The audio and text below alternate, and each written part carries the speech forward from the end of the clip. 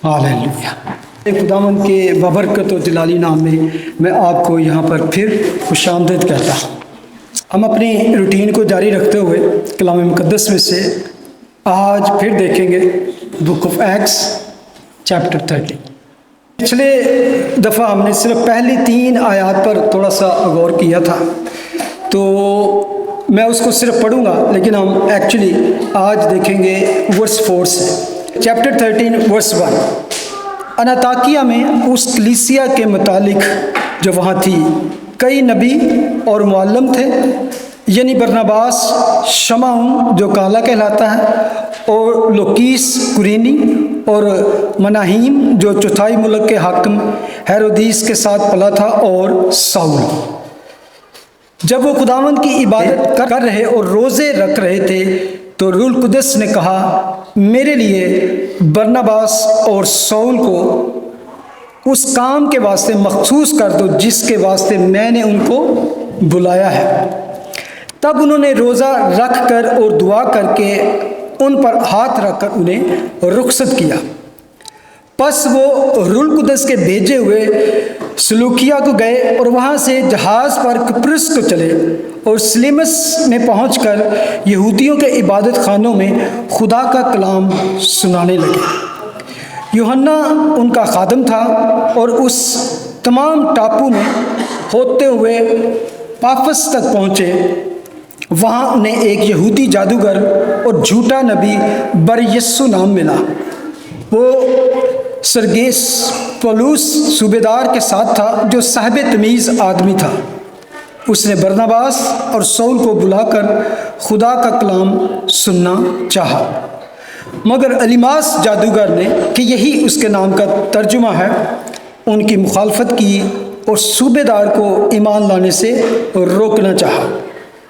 और साउल ने, जिसका नाम पौलुस भी है, रूह कुदस से भरकर उस पर गौर से नज़र की और कहा कि ए अबलीस के फर्जंद, तू जो तमाम मक्कारी और शरारत से भरा हुआ और हर तरह की नेकी का दुश्मन है, क्या खुदावंद की सीधी राहों को बिगाड़ने से बाज ना आएगा? अब देख, तुझ पर खुदावंद का गज़ब है और तू अंधा होकर कुछ मुद्दत तक सूरज को ना देखेगा। उसी दम कोहर और अंधेरा उस पर छा गया और वो ढूंढता फिरा कि कोई उसका हाथ पकड़कर ले चले। तब सूबादार ये माजरा देखकर और खुदावंद की तालीम से हैरान होकर ईमान ले आया। खुदावंद के कलाम के पढ़े सुने जाने पर बरकत हो, आमीन।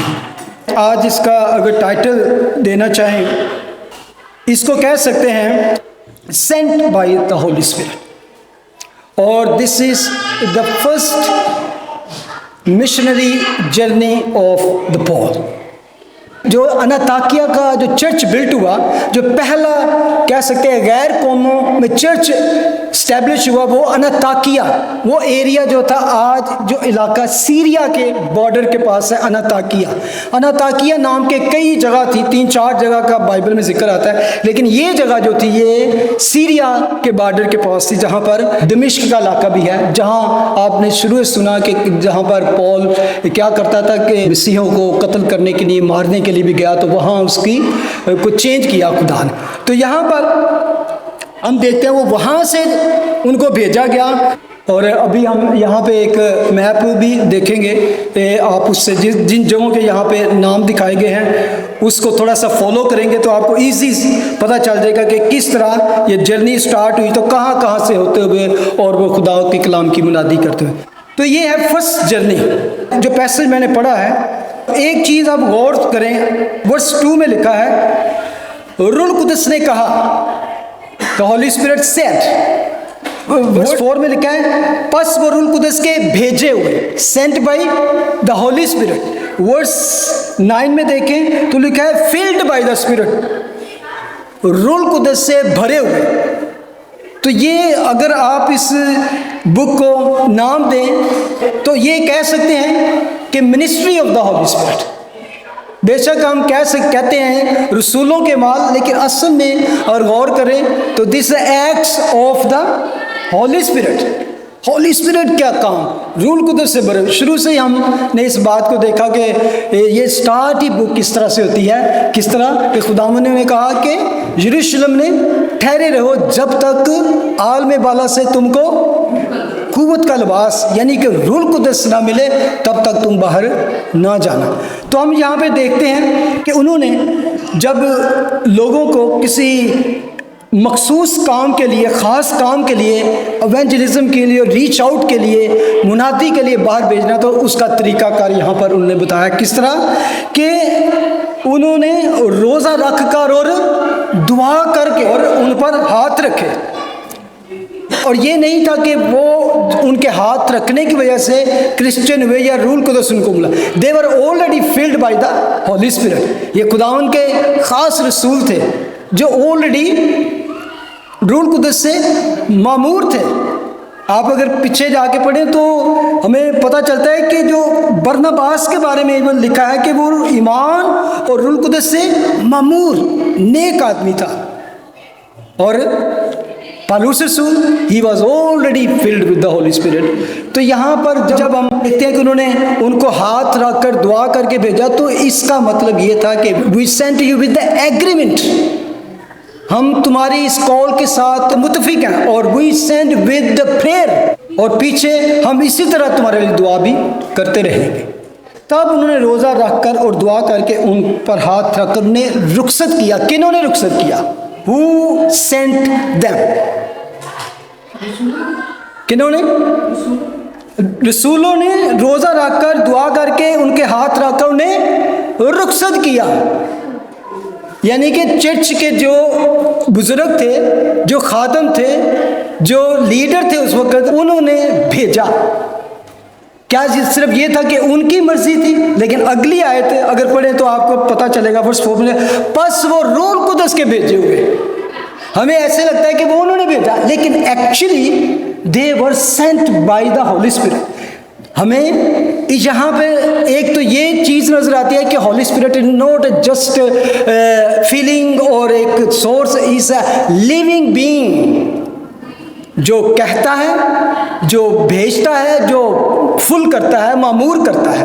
होली स्पिरिट शख्सियत है, पर्सनैलिटी है, ये जिंदा शख्सियत की बात की गई है। तो यहाँ पर लिखा बस वो रूल कुदस के भेजे हुए सलूकिया को गए, वहाँ से जहाज़ पर किप्रस को चले गए। तो जो किप्रस का नाम है ये साइप्रस के एरिया में, साइप्रस का एरिया है जिसमें हम पढ़ते हैं 2-3 नाम आगे आते हैं। पाफस में पहुँचे, सलीमस और सलूकिया, ये सारी जगह, इस पूरे एरिया को अगर एक नाम दिया जाए तो ये है गलेशिया के एरिया। गलतियों के नाम ख़त जो पढ़ते हैं वो इस इलाके के जो जितने चर्चिस थे वहाँ पर भेजा गया। वैसे पूरा इलाका जहाँ पर वो जा रहे हैं ये अब एशियाई कोचक, एशियाई माइनर भी जिसे कहते हैं, जिसे आम तौर पे आज तुर्की का मुल्क कहते हैं। तो उस एरिया में आपको याद होगा कि बहुत से चर्च बिल्ट हुए। वहाँ पर मुकाशफा की किताब में हम जाकर पढ़ते हैं खुदावंद ने 7 चर्चिस को ख़त भी लिखे। तो यहाँ पर ये मुनादी शुरू होती है। एक बड़ी खूबसूरत बात है कि बेशक हम रूल कुदस के बगैर भेजे नहीं जा सकते और कुछ कर भी नहीं सकते अगर, लेकिन जब आप रूल कुदस के वसीले से भेजे जाते हैं तो इतना इजी नहीं होता कि you just go because of the fill of the Holi spirit. फिर जब आप उस जोश के साथ, उस कुव्वत के साथ जाते हो तो there is always a resistance, रुकावट, मुखालफत मस्त शुरू होती है। आम अगर चले जाएं तो शायद इतनी रुकावट ना हो, लेकिन जब वो रूह से भरे हुए और 2 खास शख्स खुदा के सूर में कह सकते हैं, बरनबास और पौलुस रसूल, उस वक्त कलीसिया के एक बड़े कह सकते हैं पिलर थे। तो उनको जब भेजा गया तो पता चलता है कि वो सलेमस से यहूदियों के इबादत खानों में खुदा का कलाम सुनाने लगे और यूहन्ना उनका खादिम था। जहाँ भी जाते, क्योंकि यहूदी सब जगह पे फैले हुए थे इस सारे एरिया में, तो वहाँ पर उनके इबादत खाने थे। क्योंकि जब वो सीरी से वापस आए इसराइल में तो वहाँ पर हैकल नहीं थी और हैकल बिल्ड की, और जब वो 70-80 में हैकल तबाह हुई तो उसके बाद आज तक वो हैकल नहीं बनी। 70 ईस्वी में जब तो वो जहाँ भी जाते तो जहाँ पर 10 फैमिलीज़ होती वहाँ पर वो इबादत खाना एक तामीर कर लेते, इस्टेब्लिश कर लेते। तो उसको आम तौर पे उनकी ज़बान में क्या कहा जाता है? सिनागोग। सिनागोग एक इबादत खाना। तो वहाँ जब भी पौलुस रसूल किसी भी नई जगह पे जाता तो सबसे पहले यहूदियों के इबादत खाने में जाता, और उसकी 2-3 वजह थी। एक तो सबसे बड़ी ये बात थी कि वो एक बहुत एक्सपर्ट था शरीयत का, तो वो ओल्ड टेस्टामेंट को बड़ी अच्छी तरह से जानता था। तो यहूदी किसी भी नए आने वाले किसी यहूदी या रबी को जो खुदा के कलाम को जानता, उसको हमेशा अपने इबादत खाने में चांस देते कि अगर खुदा ने तेरे वसीले से कोई कलाम करना है तो वो। एक तो ये वजह थी कि वहाँ पर उसको नई जगह पे किसी के साथ ताल्लुक़ बनाने के लिए उसी इबादत खाना में से कोई ना कोई उसकी बातों को सुनकर ईमान लाता, तो फिर आगे जाने के लिए उस शख्स को इस्तेमाल किया जाता। वो उसको उस इलाके में बहुत जगह उसकी मुखालफत भी होती, क्योंकि यहूदी तो उसको ये समझकर मौका देते थे कि ये यहूदी है और ये यहूदियों की बात करेगा, इसराइल के बात करेगा। स्टार्ट वो इसी तरह करता है, लेकिन जब वो आगे जाता है तो वो अपना मकसद पर आ जाता है। जब कभी भी वो यहूदियों के साथ कलाम शेयर करता है मसीह की खुशखबरी, ही always use the old testament. लेकिन जब वो गैर कौमों से बात करता है वो कभी ओल्ड टेस्टामेंट को यूज नहीं करता। पुराने अहदनामे को क्यों नहीं यूज करता? वो गैर कौमों के साथ क्यों नहीं? वो दे डोंट नो, वो उनको पता ही नहीं उन बातों का। तो उनके साथ जब वो बात करता है तो वो कुदरत को, वो खुदा के कुदरती काम को, उसकी नेचर को, उसके अजायब को इस्तेमाल करके तो फिर उनसे बात करता है। तो यहाँ पर हम देखते हैं कि वो जब कलाम सुनाने के लिए वहाँ पर इबादत खाने में जाता है, एक नाम आया यूहन्ना उनका खादम था। तो एक यंग, ये यूहन्ना मरकस है जिसने मरकस की अंजील लिखी, तो ये उनके साथ था। लेकिन हम देखते हैं कि आगे जाके ये यूहन्ना उसकी मिनिस्ट्री के दौरान ही उनको छोड़कर तो वापस चला जाएगा। नेक्स्ट टाइम जब वो जर्नी के लिए निकले, सेकंड मिशनरी जर्नी, तो पौलुस ने टोटली इनकार कर दिया कि I am not going to take this person. क्योंकि ये उस वक़्त की बात है जब रोड नहीं थे, कच्चे रास्ते थे, पहाड़ों पर जाना पड़ता, गारों से गुजरना पड़ता, डाकुओं के और बड़े बड़े डिफरेंट ख़तरों से। तो पौलुस रसूल जो था वो बहुत दिलेर था। He was a brave man of God. वो किसी बात से डरता नहीं था, वो मौत से भी नहीं डरता था। और किस कदर उसकी ज़िंदगी में परसिक्यूशन भी आई आप सब जानते हैं, उसके लिए क्रंथियों के ख़त में पढ़ सकते। तो ये शख्स था जो डर कर या किसी और बात से छोड़कर उनको चला गया। तो नेक्स्ट टाइम उसने कहा ऐसे बंदे को मैं साथ नहीं ले जाऊंगा। यहाँ तक आगे जाके हम पढ़ेंगे 15वें बाब में, यहाँ तक ये झगड़ा बढ़ा कि बरनबास और पौलुस भी इवन अलग-अलग हो गए, और वो उस तरफ चला गया, उसने उसको ले लिया यूहन्ना को। बरनबास थोड़ा डिफरेंट शख्स था, वो ऑलवेज इनकरेजमेंट और ये करता था, लेकिन पौलुस थोड़ा सा सख्त आदमी था। कहता मेरे साथ जो बंदा हो इसी तरह दिलेर हो, क्योंकि अगर एक बंदा कमज़ोर हो जाएगा तो दूसरा भी उसके साथ कमज़ोर हो सकता है। He was not saying something यानी कि हेट उसके, लेकिन वो कहता मेरे साथ इसने चलना ना, वो मेरे जैसा ही बंदा हो ताकि हम दिलेरी के साथ कलाम सुना सके। तो यहाँ तक कि इसने फिर एक सिलास जो नाम का नौजवान था उसको अपने साथ लिया। ये थोड़ा सा एक मैं से बताना चाह रहा था।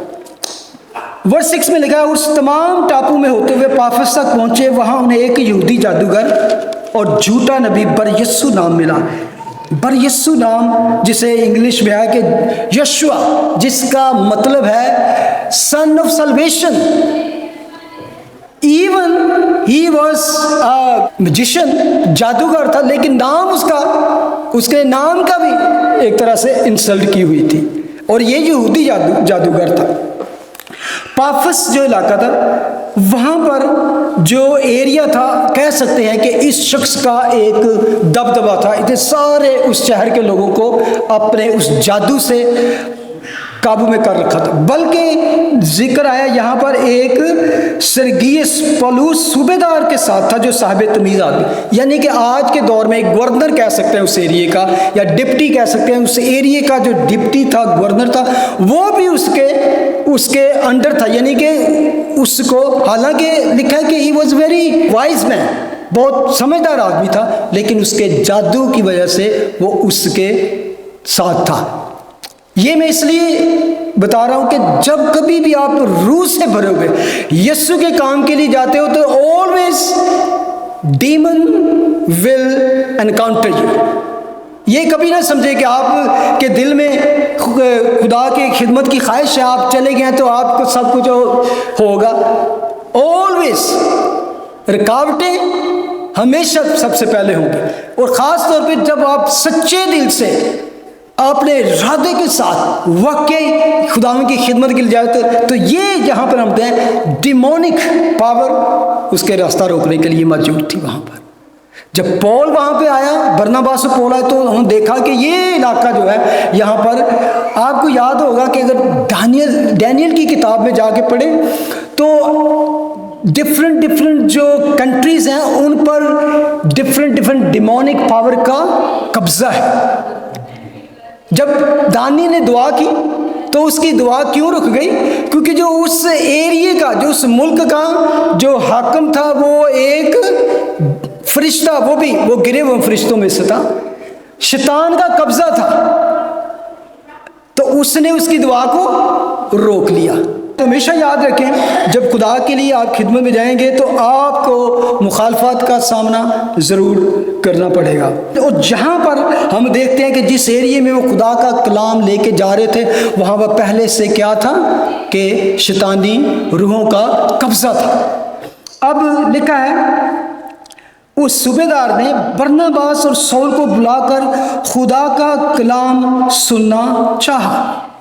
तो वर्स 8 में लिखा है, मगर अलीमास जादूगर ने, कि यही उसके नाम का तर्जुमा है, उनकी मुखालफत की और सूबेदार को ईमान लाने से रोकना चाहा। उसने उसको मना किया। ये है शैतानी कुव्वत। बल्कि आगे हम देखेंगे कि उसके अंदर किस किस तरह की कुव्वतें थी।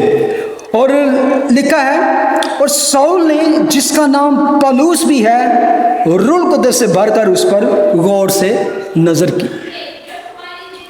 यहाँ पर हम देखते हैं कि सौल का नाम पहली दफा पौलुस, यहाँ से आगे हम उसका जिक्र पौलुस के नाम से पढ़ेंगे। सौल उसका यहूदी नाम था, जो पौलुस उसका पौल जिसको हम कहते हैं, ये यूनानी नाम, कैसे जेंटाइल, गैर कौम का नाम था। सौल का मतलब क्या है, किसी को पता है? सौल का मतलब है इख्तियार वाला, बिग कह सकते हैं। आपको याद होगा कि सौल नाम का जो पहला बादशाह था, ही वॉज अ बिग, बहुत बड़ी शख्सियत थी। और पौल का मतलब है लिटल। आपको याद होगा कि हमेशा पौल अपनी वो जो बैकग्राउंड थी, उसकी जो नॉलेज था, उसकी जो डिग्री थी, उसका जो शरीयत के बारे में इल्म था, उसके ऊपर वो बहुत इतराता था। लेकिन खुदावन के साथ जब उसका एनकाउंटर हुआ तो उसने सारी चीज़ों को रबिश समझ लिया। तो खुदा उसको बिग से स्मॉल बनाना चाह रहा था। तो यहाँ पर हम देखते हैं कि ना सिर्फ उसने उस चीज़ को अपनाया कि खुदावन ने कहा कि जो मेरे पीछे आना चाहे, जो मेरी खिदमत करना चाहे, वो अपनी खुदी का इनकार करे और अपनी स्लीब उठाए और मेरे पीछे हो। तो इसने वाकई ही यीशु की स्लीब उठा ली और अपने आप को पस्त कर लिया, लिटिल कर लिया, स्मॉल कर लिया। और जब उसने अपने आप को लिटिल किया तो खुदावन ने भी उसको सरफराज किया, उसने अपने आप को छोटा बना दिया। तो हमें ये भी सीखने को मिलता है कि किस तरह खुदावन कहता है मेरी खिदमत में आओगे तो आपको अपनी प्राइड, अपनी एबिलिटीज़, अपनी अचीवमेंट, अपने जो भी है उसको एक साइड पर रखना है और जस्ट यीशु पर भरोसा रख के, ईमान रख के आपने आगे जाना है। ये नहीं है कि खुदा आपकी एबिलिटीज़ को, आपकी क्वालिटीज़ को, आपकी एजुकेशन को, आपकी स्टडी को, नॉलेज को इस्तेमाल नहीं करेगा। He will use that. और इसने पॉल को इसी तरह यूज़ किया लेकिन हमें उसको सामने नहीं रखना बल्कि यीशु को सामने रखना है। यहाँ पर हम देखते हैं कि फिल्ड विद द स्पिरिट, उसने उस पर नज़र की और कहा, अब देखें उसको उसने क्या क्या लक़ब दिए। अबलीस के फरजंद है, सन ऑफ डेविल, तू जो तमाम मक्कारी और शरारत से भरा हुआ, filled with the weakness and evil, और हर तरह की नेकी का दुश्मन। क्या है? अबलीस का फरजंद और मक्कारी से भरा, शरारत से भरा, नेकी का दुश्मन। और क्या खुदावंद की सीधी राहों को बिगाड़ने से बाज ना आएगा? जो खुदा के राह पर चलना चाहते हैं उनको बिगाड़ना और उनके खिलाफ जाना। इसलिए उसने ये कहा कि ही वॉज जूइश, तो वो जानता था कि शरीयत क्या कहती है, वो जानता था कि यहूदियों का खुदा कौन है और उसकी राहें क्या है। और उसने कहा, अब देख तुझ पर खुदावंद का गज़ब है और तू अंधा होकर कुछ मुद्दत तक सूरज को ना देखे, कुछ मुद्दत तक सूरज को ना देखेगा।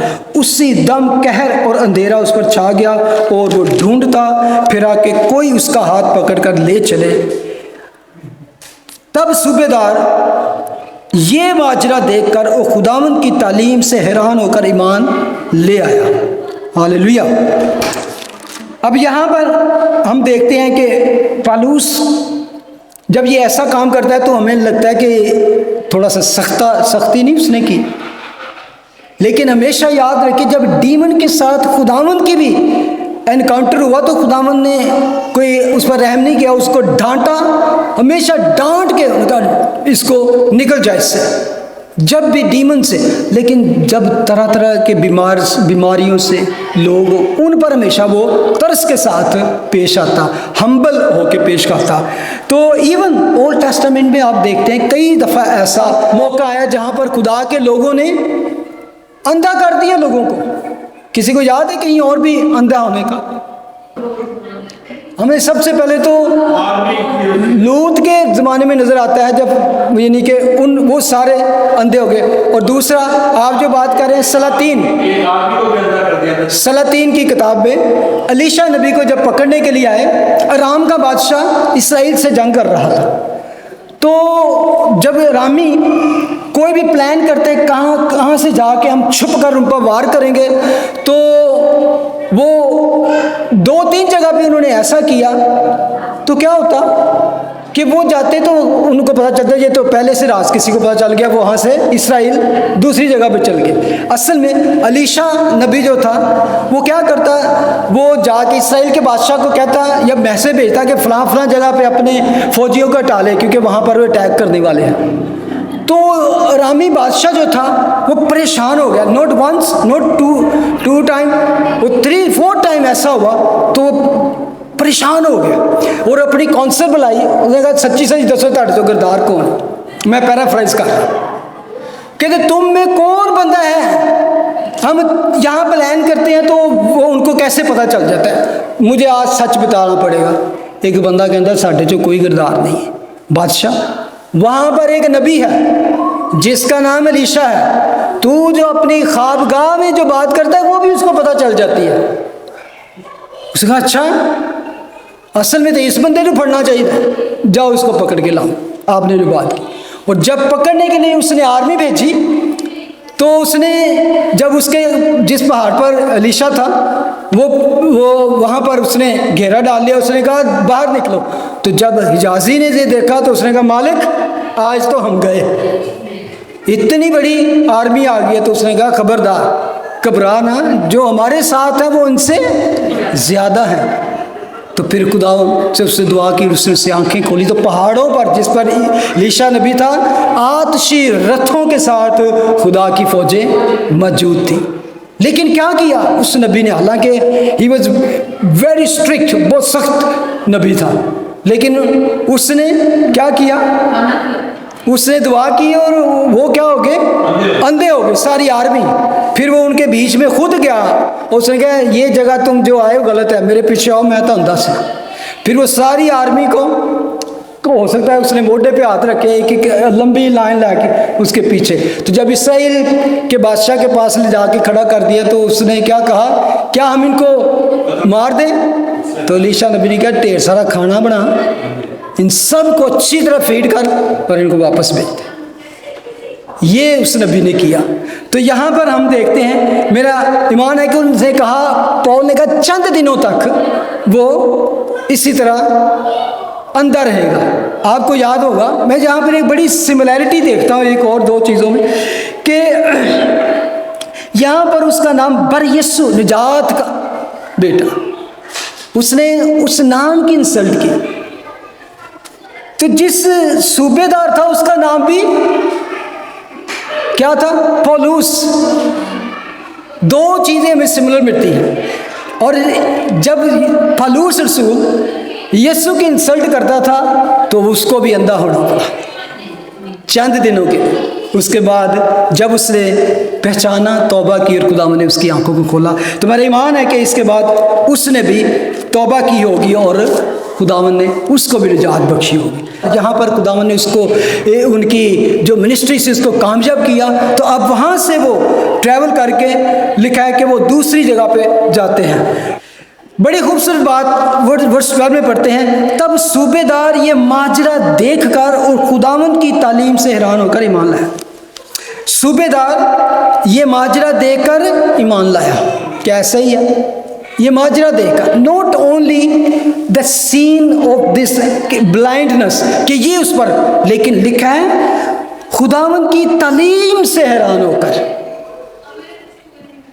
ट्रू डॉक्ट्रिन, यीशु की जब उसने तालीम उसको दी, इस चीज ने, उसने तो उसको, उस अंधेपन ने, उस वाक़े ने डरा दिया होगा, लेकिन यीशु की तालीम ने उसके दिल को ईमान लाने पर मजबूर कर दिया। इसलिए हमेशा याद रखें कि सच्ची तालीम जो है, true doctrine is very important. अगर इसी चैप्टर के एंड तक जाएंगे तो हम बार बार इसका जिक्र आएगा। खुदावंद का कलाम सुनाने लगे, खुदावंद के कलाम को जब सुना, खुदावंद का कलाम सुनना चाहा, खुदावंद के कलाम से हैरान होकर ईमान ले आया। आमीन।